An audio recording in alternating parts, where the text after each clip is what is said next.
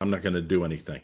Now, just to let you know, these are the presidents of the APA, the American Psychological Association. I've contacted every single one of them since Antonio Puente from 2017.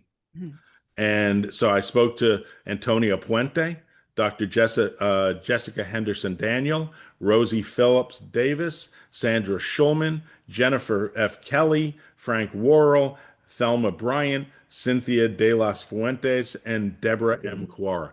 I have either spoke to them or emailed them, each one of them telling them this is going on. Mhm. And to my disbelief, none of them would contact me back, with the exception of Jessica Henderson Daniel, who lied to me for 6 months, saying, I'll respond to this. I'll respond to this.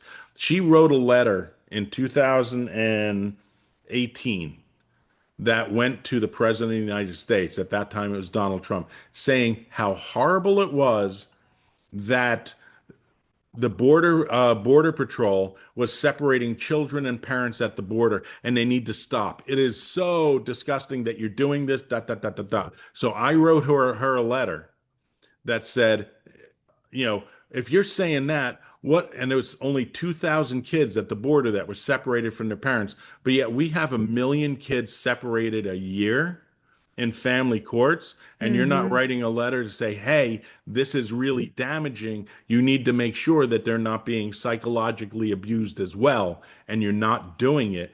She refused to respond, and their board of directors, I'm going to say something.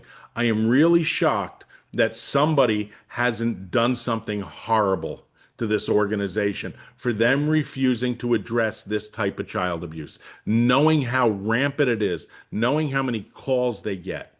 And I want to tell everybody in this population who's listening to this, if you have the opportunity, find the American Psychological Association online and leave them a review. Leave them a review. Let them know how many people that are and how many children they are abusing by not addressing this.